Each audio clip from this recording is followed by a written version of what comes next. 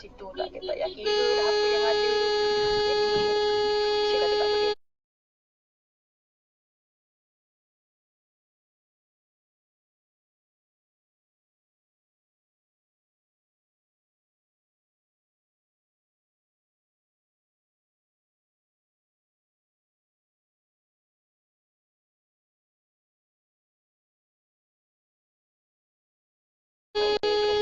Sebab dia dah kacau anak-anak, dia dah pergi kat rumah.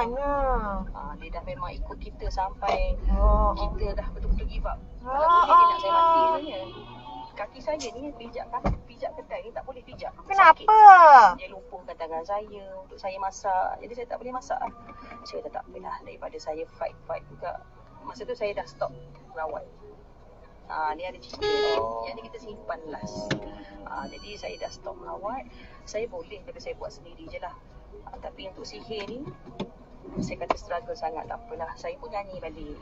Kenapa? Saya buat simple-simple saja, buat ambil bodoh lah kau ni. Gila. Kebutuhan saja. Dan saya nyanyi kalian kan. So the recording je lah. Orang belok kau nak tegur.